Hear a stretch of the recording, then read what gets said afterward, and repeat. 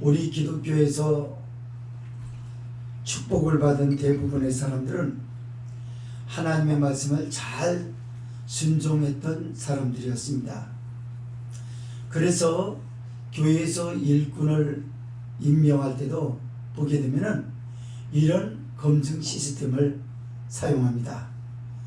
그 성도들 간의 교제는 어땠고, 그리고 교회에서 사명은 어땠고, 신앙은 어땠고, 교회 목사가 교회 일꾼이 필요로 할 때 얼마나 즉각적인 순종을 했느냐에 따라서 일꾼으로 이렇게 검증됩니다. 이런 시스템이 가장 성경적인 것이죠. 자, 어느 수필에 보면은 이런 말이 있습니다. 나는 나무로 태어난 것을 탓하지 않고 소나무는 소나무대로 진달래는 진달래나무로 살아간다 라는 말입니다. 사람은 자기 분수를 알아야 합니다. 그리고 분수에 맞지 않는 지나친 욕심을 버려야 합니다. 어느 면에서나 보나 욕심은 자기의 영혼을 갉아먹기 때문입니다. 어떤 사람이 일꾼을 고용하기 위해서 면접을 받습니다. 여러 사람을 면접을 봤는데 범상치 않아 보이는 한 사람이 있었습니다. 그래서 면접하는 전체 시간 중에 그 사람에게 할애하기로 했습니다. 그래서 그 사람에게 면접을 받습니다. 당신의 장점이 뭐냐?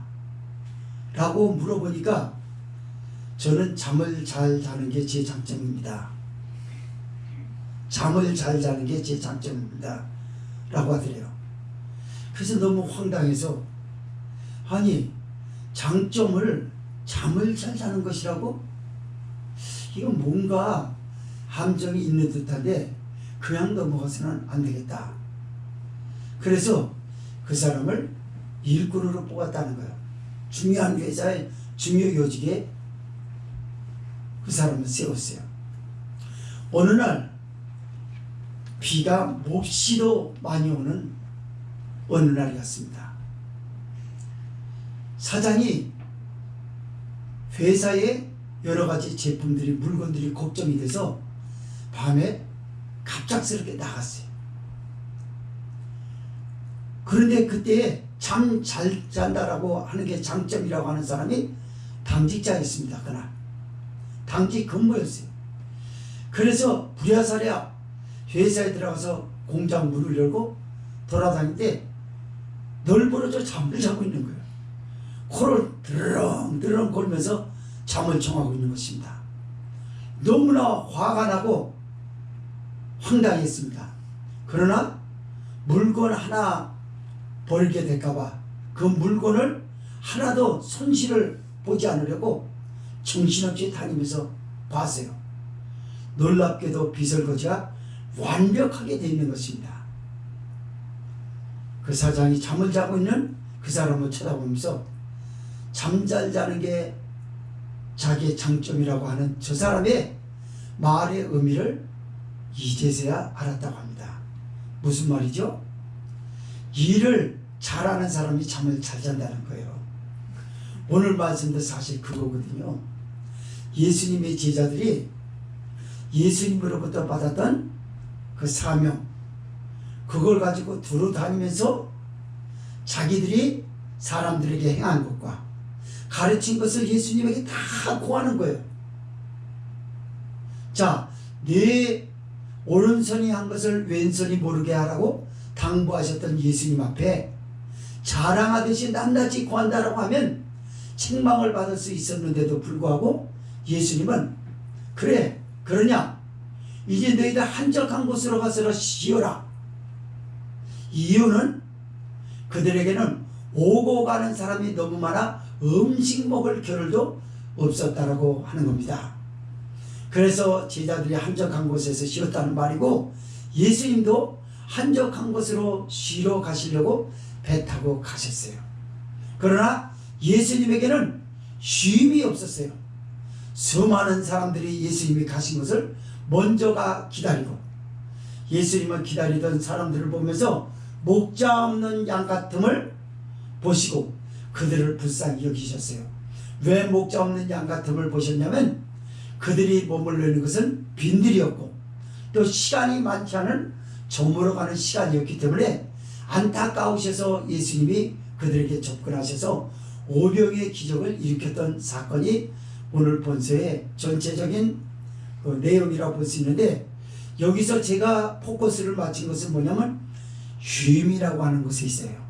그래서 이 명절에 어떻게 하는 것이 잘 쉬는 것인가, 명절은 정말 축복인가 라고 하는 것을 우리 성경에서 알아보면서 예수님의 말씀에 순종하여 참된 쉼, 참된 즐거움, 기쁨을 만끽하는 명절이 되시기를 바라면서 말씀을 열어보도록 합니다. 첫째로 30절에서 33절은 제자들의 형편을 아신 주님께서 그들에게 쉼을 허락하시는 말씀입니다. 두 번째로 34절에서 38절은 큰 무리의 목자 없는 양 같은 보시고 그들의 목자가 되어주셨던 우리 예수님, 이런 내용으로 보도록 합니다. 30절에서 33절 읽습니다. 자, 시작. 사도들이 예수께 모여 자기들이 행한 것과 가르친 것을 낱낱이 고하니 이르시되 너희는 따로 한적한 곳에 가서 잠깐 쉬어라 하시니 이는 오고 가는 사람이 많아 음식 먹을 겨를도 없음이라. 이에 배를 타고 따로 한적한 곳에 갈새 그 가는 것을 보고 많은 사람이 저희인 줄 안지라. 모든 고을로부터 도보로 그곳에 달려와 저희보다 먼저 갔더라. 아멘. 앞서 서론에서 잠깐 말씀을 드렸던 것처럼 사도들이, 즉 제자들이 말입니다, 예수님에게 와서 자기들의 감당했던 사명을 예수님에게 보고를 하는 겁니다. 예수님은 그들에게 보고를 원했을까요? 놀랍게도 이들은 보고를 하는 거예요. 어떤 보고를 했을까요? 그들이 사람들에게 행한 것과 가르친 것을 낱낱이 고하니라고 합니다. 그렇다면 도대체 사람들에게 무엇을 행하고 가르친 것은 무엇일까? 그 배경을 우리는 누가복음 9장 1절에서 2절을 보는 것이죠. 거기서 예수님께서 제자들에게 귀신을 제어하며 병 고치는 능력과 권세를 주시며 하나님의 나라를 전파하며 앓는 자들을 고치게 하더라. 아멘. 그 당시에 많은 사람들이 귀신에 붙들려 있었어요.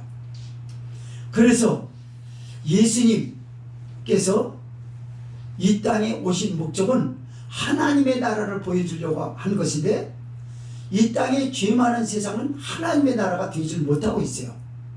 그래서 하나님의 나라를 만드시기 위해서 그 목적을 이루시기 위해서 예수님께서는 이 땅에 오신 줄 믿으시기 바랍니다. 그래서 예수님의 십자가의 권세를 제자들에게 지금 줬다는 말이에요. 그래서 제자들은 귀신을 쫓아냅니다. 병을 고칩니다. 그리고 사람들에게 이 놀라운 일은 구약에서부터도 이 많은 이적과 기사는 처음 보는 것인데 어째서 이런 일이 일어나는가 라고 했더니 예수님께서 말씀하셨던 하나님의 나라라고 그들이 사람들에게 전파를 하는 것입니다. 그리고 기타의 모든 앓는 사람들을 고쳐 주었어요.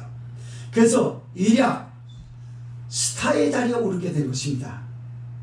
예수님을 만나기 전에 갈릴리 바다에서 그물을 치면서 하루 삼시세끼 먹고 살아가는 걸 힘들어했던 그 사람들이 어느 날 스타디움에 올라가지고 사람들의 주목을 받고 있어요.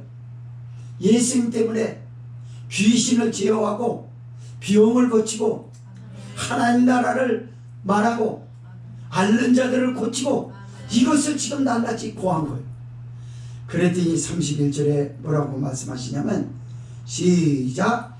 이르시되 너희는 따로 한적한 곳에 와서 잠깐 쉬어라 하시니 이는 오고 가는 사람이 많아 음식 먹을 겨를도 없습니다 라고 합니다. 앞서 말씀을 드렸습니다. 예수님은 오른손이 한 것을 왼손이 모르게 하라고 말씀하셨습니다. 그래서 절대적으로 공개하지 말라는 것이었습니다. 근데 예수님에게 자랑스럽게 공개하듯이 내놓는 겁니다. 그랬더니 예수님이 그 보고서를 바꿔서 뭐라 하냐면 한적한 곳에 가서 잠깐 쉬어라 하시니라고 말합니다. 오늘 저와 여러분을 향해서 예수님이 이렇게 말씀하십니다. 너희들 신앙생활하느라고 수고했고 너희들 삶은 오고 가는 사람이 많아 음식 겨를도 없이 얼마나 바쁘냐. 여러분, 이 명절이 아니더라도 평일 때 출퇴근하는 사람들의 모습을 여러분들은 많이 봤을 것입니다.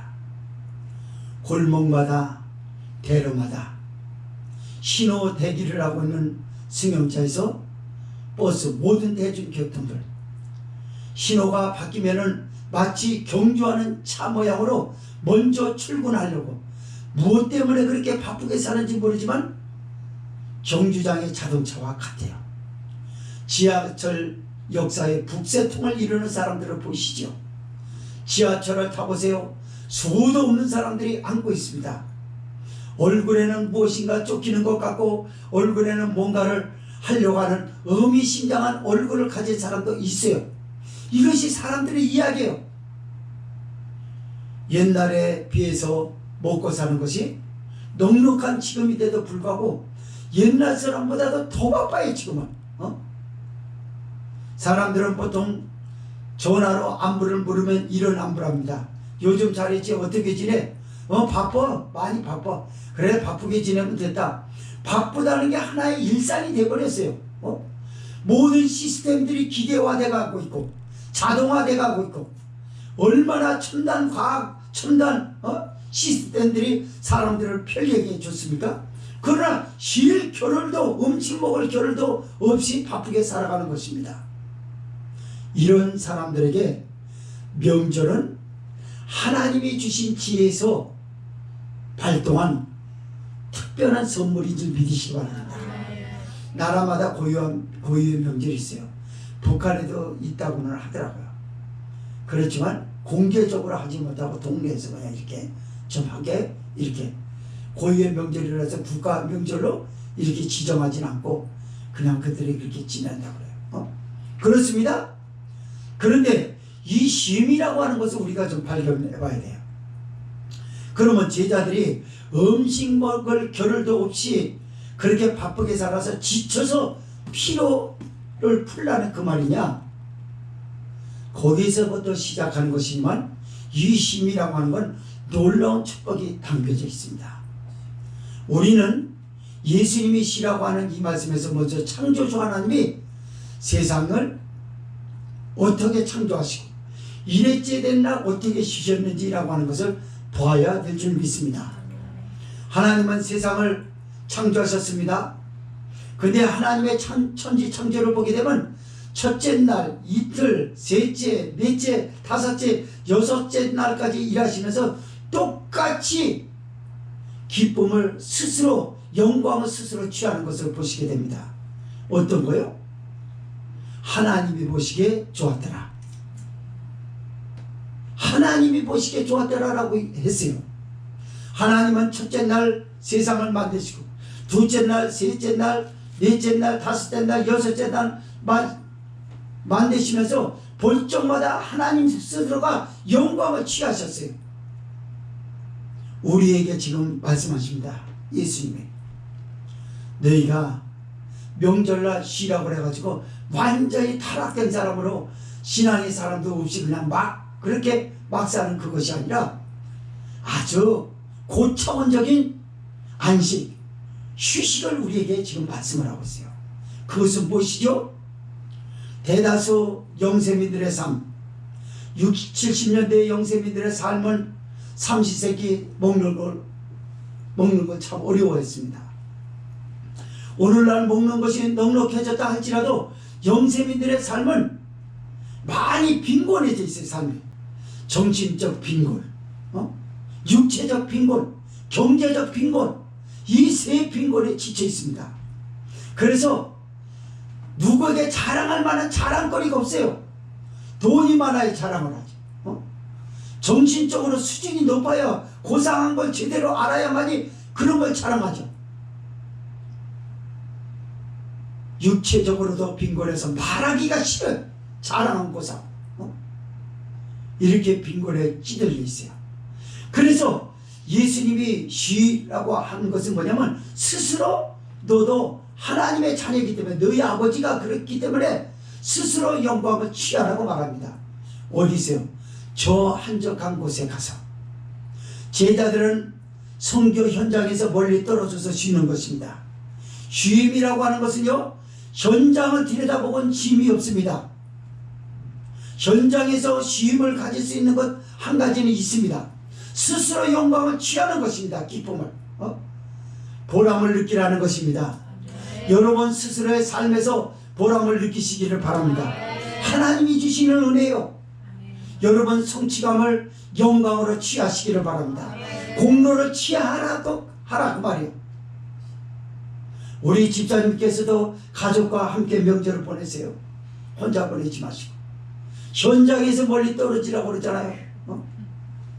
일하고 와가지고 집에는 날마다 있는 것 아닙니까? 집안에 그 집이 좋기는 좋죠. 집 오면. 그러나 가족과 함께 한적한 곳으로 와서 쉬라고 그랬어요. 내가 쉬라는 게 아니에요. 예수님이. 아무개씨 고집을 부리지 말고 그렇게 그러세요. 가족에게 이렇게 가세요.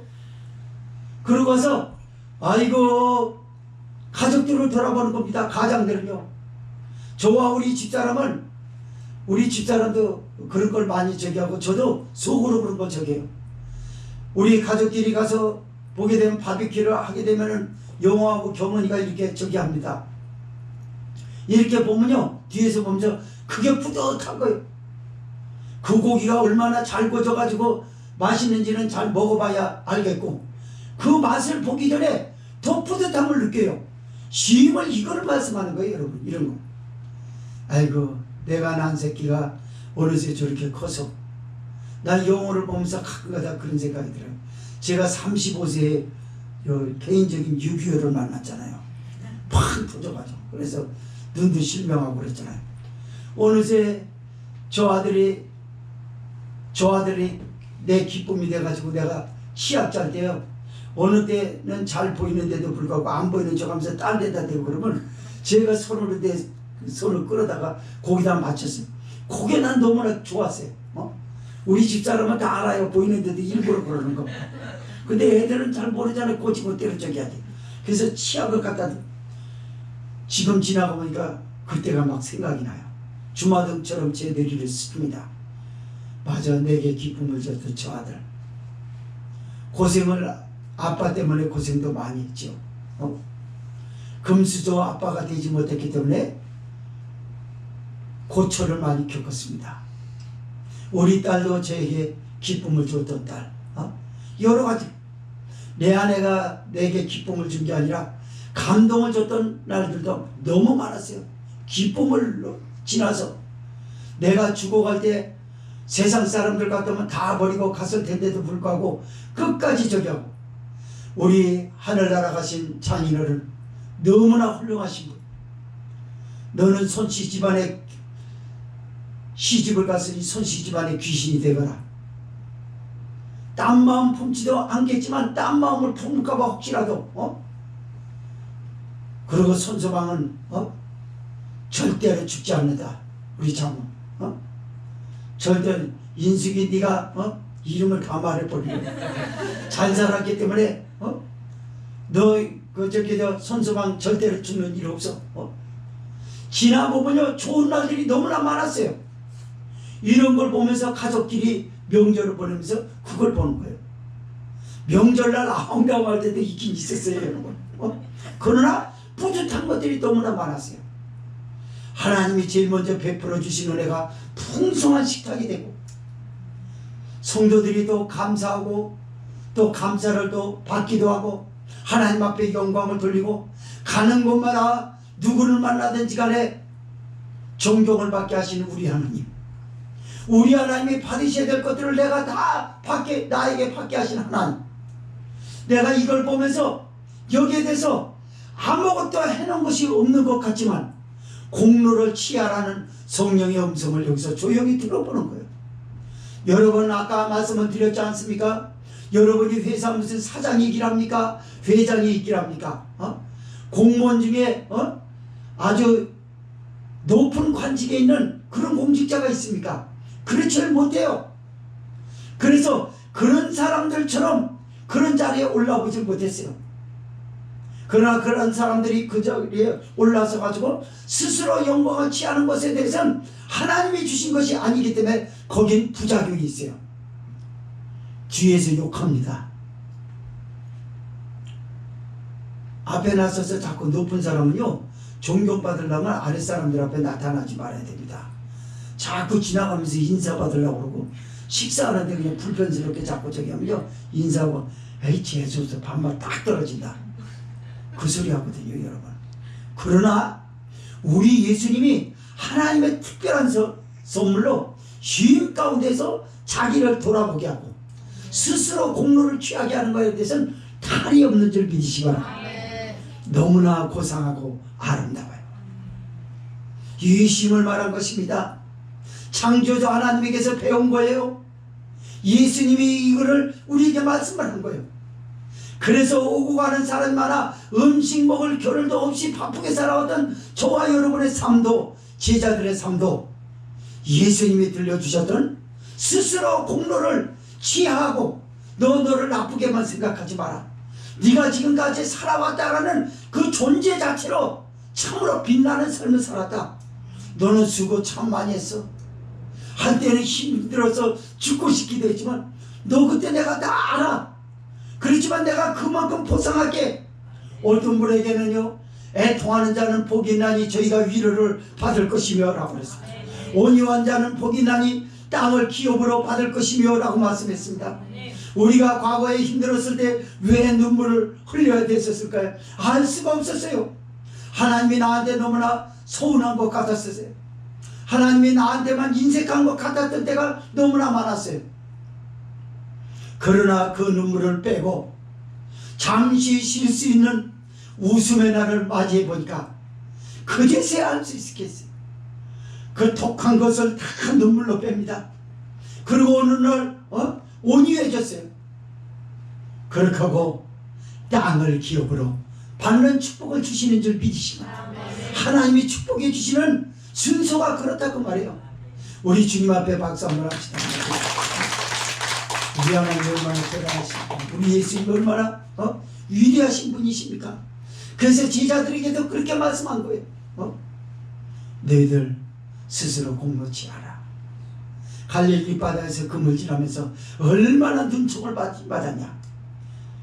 무식한 놈들이라는 얘기 듣고 못산 놈들하고는 상대하지 말아야 된다라고 하는 따가운 눈총을 받고 얼마나 서럽겠냐. 그 서러움을 이제는 다 스스로 달래주라. 사람은요, 이렇게 심리적 치료하는 걸 보니까 제일 먼저 치료하는 기본적 치료가 자기 사랑이더라고요. 그러니까 자기를 사랑하고 내가 나를 싫어할 때가 있거든요. 반짝 있을 때가 아니라 뭔가 실수했을 때, 잘못 저질렀을 때, 또 남들이 잘하는 것도 못하고 있을 때, 이렇게 되면 내가 내 스스로에게 밉거든요. 그게 다 서러움으로 차 있어요. 이걸 풀어내는 쉼을 예수님은 이명절에 하라고 한 줄 믿으시기 바랍니다. 맞아요. 명절날 음식 만들어준 것에 대해서 고마워하십시오. 음식을 나누면서 풍성한 식탁을 주신 하나님께 감사하십시오. 힘이 들고 어려워도 환경이 조금 복잡해도 여기까지 이런 환경을 만들어주신 하나님께 감사하고 그 환경에 버텨와준 내 스스로를 공로로 취하십시오. 그래, 잘 살아왔다고. 네가 이때까지 한 것이 무엇이냐고 마귀는 말합니다. 예수님이 없으면 해석할 길이 없어요. 예수님이 없으면 다 못난 놈이, 완벽한 사람이 없어요. 다 허물과 고소할 틈만 찾습니다. 그러나 예수님은 각자 모든 사람에게 판단하지 말고 스스로에게 공로를 취하는, 아이들 6명을 키우는 게 얼마나 큰 축복입니까? 박수 한번 합시다. 위대한 거예요. 이 아이들 때문에 소목소목한 분위기에서도 웃을 수가 있었어요. 심지어 장례 집안에서도 한산할 때 저 아이들이 왔다 갔다 할 때 어른들에게 기쁨을 선사한 거 말도 못해요. 여러분, 심은 이런 걸 얘기하는 거야. 그래서 이야, 하나님이 자녀를 6씩 준 놀라운 축복이 바로 여기에 있었구나. 자녀를 내게 둘 준 의미가 여기 있었구나. 너나 할 것 없이 하나님은 우리에게 스스로 공로를 취하여 하나님이 영광을 취하셨던 것처럼 홀로 취하라고 한 것부터 있었던 줄 믿으시기 바랍니다. 그래서 한적한 것을 벗어나라는 거예요. 그때 아팠던 날을 지난 날을 너무나 생각하면 안 돼요. 골똘히 생각하면 안 돼요. 그러면 외로워지고 고독감에 빠지기 쉽습니다. 그래서 한적한 것으로 가라. 현장에서 힘든 것에서 떠나라. 사람은요, 아무리 좋은 직장이라 할지라도 쉬는 날 직장 가고 싶어하는 사람 별로 없어요. 회사 사무실에 가서 쉬어야 되겠다. 망치질하는 그 현장에 가서 망치 앞에서 사진 찍고 쉬어야 되겠다. 그런 사람 없어요, 여러분. 그냥 빠져나가고, 사람은요 그 자리에서 빠져나가려고 하는 게 이 본능이에요, 여러분. 우리 예수님은 이걸 너무나 잘하셨어요. 그래서 한적한 곳으로 가라고 하십니다. 그리고 예수님도 한적한 곳으로 가서 쉬시려고 배 타고 가요. 그러나 예수님에게는 쉼이 없었어요. 32, 3절입니다. 시작. 이에 배를 타고 따로 한적한 곳에 갈새 그 가는 것을 보고 많은 사람이 죄인 줄 안지라. 모든 골로부터 도보로 그곳에 달려와 저희보다 먼저 갔더라. 여러분, 여기에 놀라운 말씀이 숨겨져 있어요. 성령은 우리에게 그렇게 교훈합니다. 이 사람들이 누군지 아니? 바로 너야. 아까 말씀을 드리지 않았습니까? 명절이라고 해서 하나님도 없고 뭣도 없고 다 팽개치고 타락한 건 세상 사람들이에요. 우리는 하나님이 있어요. 어떻게 해요? 예수님이 한적한 곳을 가시는 걸 알고 먼저 와서 기다리는 거예요. 우리가 먼저 와서 예수님을 기다리는 건 뭘까요? 예수님의 기쁨이 되고 싶어서 찬송이 나오고, 명절날 한들이 모여도 예배는 잊지 마세요. 여러분, 예배를 얼마나 아름답게 격식을 갖춰서 드리냐, 그게 중요하지 않아요. 찬송 한 정도 좋아요. 한 장도 지루하다고는 한 소절만 불러도 괜찮아요. 주님만 있으면 괜찮으니까. 그래서 하나님 앞에 영광을 돌리십시오. 가족끼리 오순도순 모여서 식사 앞에 맞았는데 허겁지겁 먹으려고 하지 말고, 그럼 저처럼 잘못하면 기도에 걸릴 수가 있어요. 그러지 마시고 하나님께 먼저 감사, 그리고 가족들끼리 서로 먹는 것을 보고 기뻐하고 즐거워하시길 바랍니다. 예수님이 이렇게 말씀하시는 거예요. 코로나로 인하여 우리 대한민국 교회의 신앙 열정이 얼마나 많이 깨져버렸습니까? 그래서 성령이 그럽니다. 너는 예수님에게 이 명령의 중요한 걸 듣고 있다. 쉼이라고 하는 것이 무엇인지를 알게 돼서 이제 정신적 쉼, 육체적 쉼이 함께 있다라고 하는, 세상에서 맛보지 못하는 걸 보고 네 스스로 상을 취할 수 있는 방법을 발견하게 되고, 세상 사람들은 나와 함께 살아주는 가족들조차도 나에게 남으라고 말하는데도 불구하고 예수님은 너 잘했다라고 박수치게 하신 우리 예수님, 우리 주님 너무나 위대하신 거예요. 그러니까 주님 없이는 못 사는 겁니다. 찬송가 몇 장입니까? 415장입니까? 주 없이 살 수 없네. 맞습니다. 못 살아요. 예수님 없이 어떻게 살까? 이런 걸 보면 예수님이 없었으면 어떻게 할 수 있었겠어요? 이번을 향하여 명절을 지나고 나면 예배 드릴 때 먼저 예수님보다 먼저 와 있는 것처럼 그 열정을 보여주십시오. 예수님은 나에게 좋은 분입니다. 성전에 올 적마다, 집에 있을 때마다 성경을 읽으면서 예수님, 나 예수님 너무나 좋아요. 한 장 한 절을 읽어도 괜찮아요. 즐거움을 가지고 읽으라고. 예수님이 나에게 있어서는 예수님 빼버리면 나라고 하는 존재는 아무 의미가 없어요 하면서 한 구절을 읽어내려가는 그 모습을 보고 주님은 기뻐하시고 우리의 영혼은 잘 될 줄 믿습니다. 맞습니다. 이걸 말하는 거예요. 사랑하는 성도 여러분, 이번 명절은 지금까지 지내왔던 명절 중에서 바꿀 수 없는 아주 위대한 나날들로 보내시기를 주의 이름으로 부탁을 드립니다. 두 번째 말씀입니다. 34절에서 38절은 큰 무리의 목자 없는 양 같음을 보시고 그들의 목자가 되어주셨던 우리 예수님. 34절에서 38절 읽습니다. 시작. 예수께서 나오사 큰 무리를 보시고 그 목자 없는 양 같음을 인하여 불쌍히 여기사 이에 여러 가지로 가르치시더라. 때가 저물어 가매 제자들이 예수께 나와 여짜오되 이곳은 빈들이요 때도 저물어 가니 무리를 보내어 두루 총과 마을로 가서 무엇을 사먹게 하옵소서. 대답하여 가라사대 너희가 먹을 것을 주라 하시니 여짜오되 우리가 가서 200데나리온의 떡을 사다 먹이리까. 이르시되 너희에게 떡 몇 개나 있느냐 가서 보라 하시니 알아보고 가로되 떡 5개와 물고기 2마리가 있더이다 하거늘. 아멘. 여러분, 이때 당시 많은 무리들에겐 목자가 있었어요. 그게 종교 지도자들 아닙니까? 이 세상에는 목자를 많이 뒀어요. 사장의 목자가 있고 대통령의 목자가 있고 장관의 장차관의 목자가 있고 국회의원의 목자가 있고 수도 없는 목자들을 뒀습니다. 그러나 예수님이 봤을 때는 목자 없는 양같이 보이는 거예요. 왜 그럴까요? 그들의 목자는 사꾼 목자였어요. 그러나 예수님은 필요가 되어주시기 위한 목자인 줄 믿으시기 바랍니다.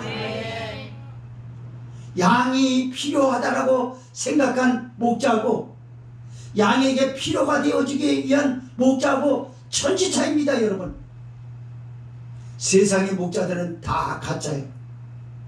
왜 목자 없는 양 같음을 불쌍히 여기셨을까요? 다 가짜거든요. 왜요? 우리들이 서 있는 위치는 빈들입니다. 경제적으로 살아가는데 우리가 얼마나 힘듭니까? 힘든 경쟁에 붙어 있습니까? 그러나 돈 벌 시간도 그다지 많지도 않아요. 저물어 가는 것처럼 그래요. 그래서 예수님 불쌍히 본 거예요. 왜요? 나 어떡하지? 나이는 먹어가고 나 보험 많이 들은 것도 없는데 나 연금을 대기업에 다니는 사람처럼 아니면 공무원처럼 연금을 받을 만한 그런 저기도 많지 않는데 어떡하지? 예수님이 그런 걱정하는 여러분들을 보고 불쌍히 여기십니다. 왜 그래요? 야, 아무개 집사야, 권사야, 성도야, 걱정하지 마.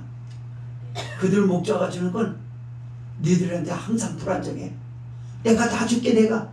아멘. 세상의 목자는 돈밖에 주지 않습니다. 그것도 내가 요구하는 만큼 그다지 많이 주진 않아요. 그러나 예수님은 요구 이상으로 주시고 우리의 몸을 지키시고 영혼을 지키시고 행복을 가져다 주는 예수님인 줄 믿으시기 바랍니다. 맞습니다. 이들이 지금 예수님의 가르침을 받습니다.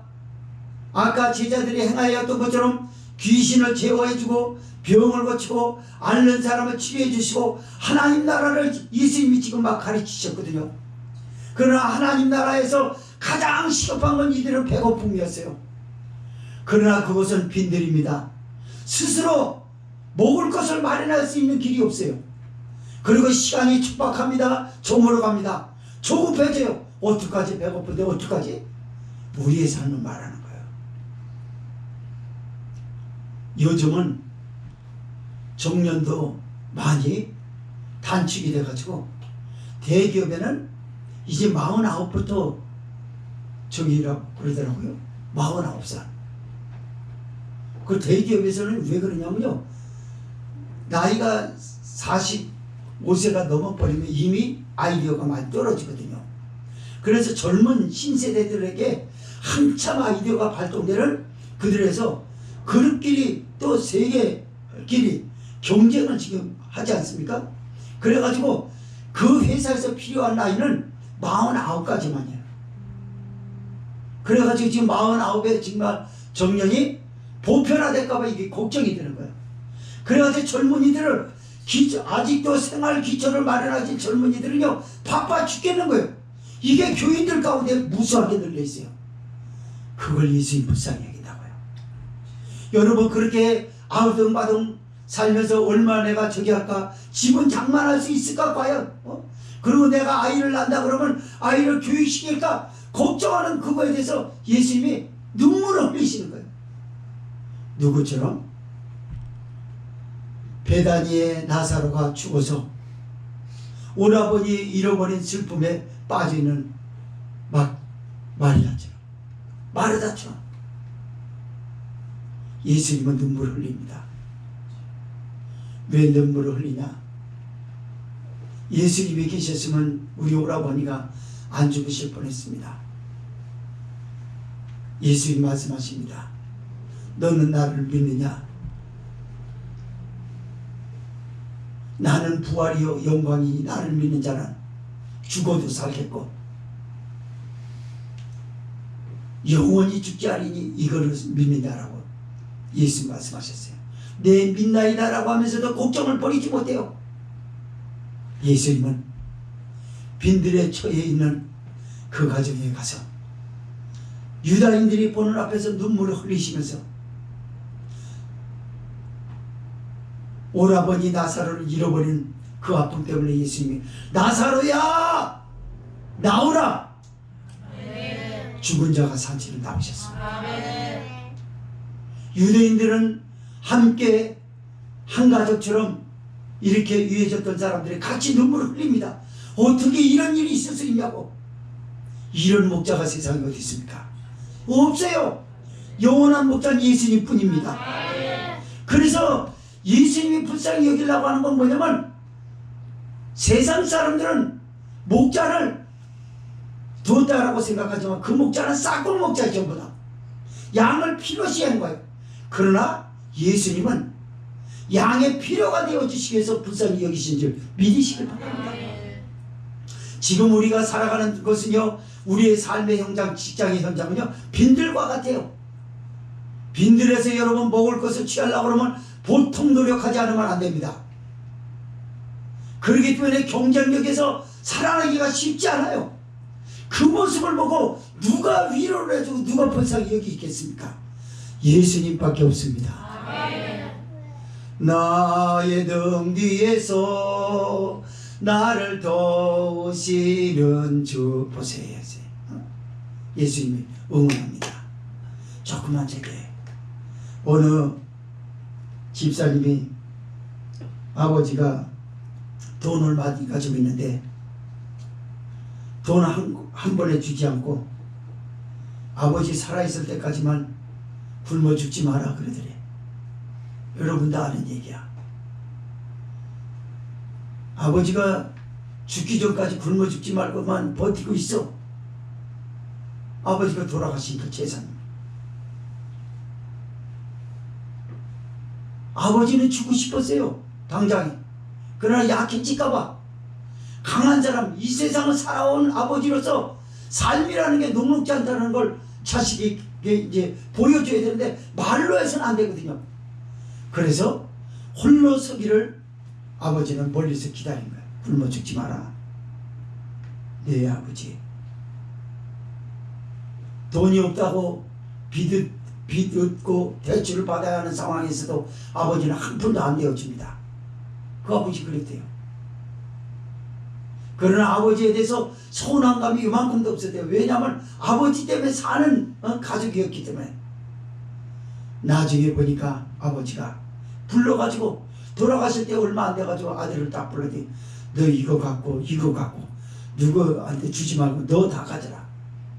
그걸 바보처럼 이렇게 나눠줘가지고 손해를 많이 봤습니다만 다 가져라. 보십시오. 세상의 아버지 중에 훌륭한 아버지, 그런 아버지가 있어요. 이 예수님 하나님 아버지는요 게임도 안 돼, 비교도 안 돼요. 여러분, 그분은 가리지 않고 다를 주는 줄 믿으시기 바랍니다. 조물다라고 조급해하지 마십시오. 빈들이라고 안타깝게 하지 마세요. 예수님이 우리를 인도하시는 것은 푸른 초장입니다. 거긴 먹을 것이 풍부해요. 거긴 쉼이 풍부합니다. 기쁨이 넘치는 곳이에요. 거기는 명예가 회복되는 곳입니다. 우리의 무너진 인격이 세워지는 장소입니다. 맞습니다. 목자 없는 양 같음을 보시고 불쌍히 여기더니 예수님 다가가셔서 제자들에게 이렇게 말씀하십니다. 성경을 읽겠습니다. 35절에서 38절 읽습니다. 시작. 때가 저물어가며 제자들이 예수께 나아 여짜오되 이것은 빈들이요 때도 저물어 가니 무리를 보내어 두루 총과 마을로 가서 무엇을 사 먹게 하옵소서. 대답하여 가라사대 너희가 먹을 것을 주라 하시니 여짜오되 우리가 가서 200개나리의 떡을 사다 먹이니까 이르시되 너희에게 떡 몇 개나 있느냐 가서 보라 하시니 알아보고 가로되 떡 5개와 물고기 2마리가 있더이다 하거늘. 아멘. 여러분, 하나님의 사랑을 다시 한번 여기서 발견해 보시기 바랍니다. 하나님이 여러분을 얼마나 위대하다고 생각하는지 아세요? 제자들이 걱정이 돼가지고 빈들이고 조물어가니 이 사람들이 배고파하는데 어떻게 하겠습니까? 했더니 예수님이 뭐라고 그러냐면 먹을 것을 네가 갖다 주라 그럽니다. 왜 그랬을까요? 귀신을 제어하는 능력, 병 고치는 능력, 하나님 나라를 전파하는 은사, 앓는 자를 고치는 일, 완벽하게 다 하나님 나라를 위해서 줬는데 입술로만 선언하면 되는데 왜 못하냐 그 말이에요. 그러나 제자들은 자신 없었어요. 우리가 가서 사 먹여주려고 그러면 노동자 8개월치의 임금이 돈 현찰이 있어야 저기 마을로, 그것도 마을로 내려가가지고 겨우 사다가 좀 욕이라도 좀 배불리 먹을 수는 없는 것이고 욕이라도 할 수 있다고. 그랬더니 예수님 그럽니다. 세상 목자 같았으면 야단을 쳤을 거야. 이 무능한 놈 당장 사퇴해. 예수님은 너희 중에 먹을 것이 가지고 있는 것이 얼마냐고 물어봐요. 어린아이 도시락 뿐이었어요. 작은 생선 2마리와 보리떡 5개였습니다. 그게 전부라고 그래요. 왜 예수님은 그걸 요구하셨을까요? 그거 없이 기적을 일으키실 수 있는데 요구할 게 뭘까요? 그들에게 위로를 해주시려고. 돈이 이거밖에 없습니다. 나는 살아가는데 난 빈털터리 예수님. 그러면서 빈들에서 안타까워가고 발을 동동 굴리고 시간은 없어요. 나이는 먹어가고 있고 잘못해서 병들어 넘어지면 일어날 길이 없는 거예요. 그런 사람에게 그만하면 됐어. 예수님은 여러분이 서 있는 현장 빈들에서 기적을 베푸실 것입니다. 무슨 기적이 500여 기적을 베푸실 것이에요. 그러면서 여러분이 가지고 있는 게 돈을 얼마 못 벌었다라고 낙심하지 마십시오. 그 현장이 기적의 현장이 될 것입니다. 그게 축복의 현장이에요. 그래서 우리가 하나님의 사랑을 다시 한번 발견하는 거예요. 세상 사람들은 너 그거밖에 안 된다고 해서 결혼할 배우자도 안 된다라고 밀어버리고 가족 중에서도 빌부터 먹을까봐 빈대처럼 붙어 먹을까봐 거리두기를 합니다. 그러나 예수님은 뭐라고 합니까? 거리두기 하는 게 아니라 스스로 목자가 돼요. 그리고 기적의 보따리를 가지고 준비하고 서 계신 줄 믿으시 바라요. 어디에? 내가 하나도 없는 그 자리에서. 사랑하는 성도 여러분, 얼마나 하나님이 위대하신지 아십니까? 예수님 말씀하신 것이 이게 얼마나 고차원적인 말씀인지 아세요? 그러니 예수님이 제자들에게 그럽니다. 얘들아 앉거라. 왜 그렇게 앉으라고 그랬을까요? 제자들은 굶었기 때문에, 많은 무리들은 굶었기 때문에 어린아이 도시락 가져오면 저 같은 사람 먼저 집어 먹었을 것 같아요. 서로 조금이라도 맛이라도 보려고 먼저 서려고 예수님이 안정감을 줍니다. 서두르지 마, 호들갑 떨지 마, 먹을 거 줄게, 이렇게 안 해요. 예수님은 여기 앉아라. 예수님의 말씀에 들으면 조급함이 사라지는 줄 믿으시기 바랍니다. 예수님 말씀을 들으면요 안정감을 찾아야 사람이 아주 평온해집니다. 파동이 없는 고요한 잔잔한 호수처럼 말이에요. 푸른 잔디에 50씩 100씩 앉았어요. 그런데 예수님이 하늘을 향해서 축사하지 않습니까? 그런데 그 빈들에서 도시락에서 떡을과 생선을 줍니다. 앞에 사람이 배불리 먹으니까 두 번째 사람은 저 나쁜 놈의 새끼 남기지 않고 저걸 다 먹나? 그런 마음을 가질 수도 있었을지 몰라요. 그러나 두 번째 사람에게 보니까 도시락에 또 그만큼 있는 거예요. 계속 주는 거예요. 사람들은 배고픈 허기만 채우는 게 아니라 놀라운 기적을 보는 거예요. 그리고 예수님의 목자라는 걸, 너는 내가 너의 참 목자라는 걸 잊지 말아라고 하는 것을 거기서 볼 수 있는 거예요. 예수님 목자인지 몰랐어요. 예수님 따라다니면 핍박이나 받고 얻어맞기나 하고 그러다 끝나는 줄 알았어요. 근데 예수님이 이런 분이셨어요? 예수님은 계속 웃으시면서 줬다고 돼 있어요. 너무 인자한 모습으로 많이 먹어라, 많이 먹어. 흘리고 먹는 거 탓하지 않습니다. 세상 사람은 음식을 무쳐 먹는 사람도 멀리해요, 거리를. 음식 먹을 때 짭짭된다고 싫다고 저리 가 먹으라고 그래요. 그러나 예수님은 짭짭되면 옆에서도 같이 짭짭대 예수입니다. 예수님 막 흘리고 잡습니다. 얼굴에 다 묻혀요. 난 요만큼 뭉치면 그게 흉 잡힐까봐 예수님은 흉을 갈아주시려고 여기에 다 묻혀요. 이게 예수님이라고. 그래가지고 모인 사람, 여자와 어린아이를 빼놓고 장정만 5,000명이 다 배불리 먹고 12바구니나 되는 남은 것을 거두게 하신 줄 믿으시기 바랍니다. 이게 우리 예수님이에요. 이 명절을 주신 주님께 감사하시고요. 여러분의 나머지 삶은 이제 기적밖에 안 남았어요. 거기 현장에 예수님이 계세요. 목사님 나 저축 드는 게 없는데요, 이자 불릴 게 없는데요, 투자해가지고 투자가 확장되어 나갈 만한 그런 것도 없는데요. 아니에요. 그거 다 필요 없다고 그래. 예수님, 난 네 정성만 볼게. 네가 지금 솔직하게 살아왔다라고 인정하는 그 현장을 내가 볼게. 세상 사람들은 자격권이 돼야 됩니다. 많은 것을 갖췄다고 하는 걸 보여줘야 돼요. 그러나 예수님은 그거 보지 않아요. 솔직하게 인정하는 걸 봐라. 예수님 부산 오가면서 돈 다 썼어요. 아무것도 없어요. 매형네 돈 휴대폰 쪽에서 잘 써먹고 갚지도 못했어요. 다 조금 남았어요. 그 솔직한 그걸. 예수님은 참 좋은 분이래. 이걸로 끝나면 안 되죠. 이런 예수님인데 성실하게 사는 나를 향해서 박수를 치시는 예수님이구나. 열심히 벌어서 갚고 그런 거예요. 여러분 돈 빚졌던 거 갚으면 빼앗기는 심정은 그 도둑놈이에요. 그거는 나를 지금까지 잘 먹게 하고 잘 쓰게 해줬으면 그거 생각하면요 즐겁습니다. 갚은 거. 못 갚았는데 이제 갚으니까 참 좋네. 저는 그렇더라고요. 돈 뺏기는 심정까지 적 없어요. 남한테 빌려가서 줄 때 좋더라고요. 그리고 그 사람이 나보고 약속자, 애표인대로 정말 저번에 대단해. 그래서 언제든지 아침에 가서 돈 빌려달라고 그랬더니 장사꾼의 집인데 빌려주는 거예요. 그거 보고 얼마나 기쁩니까?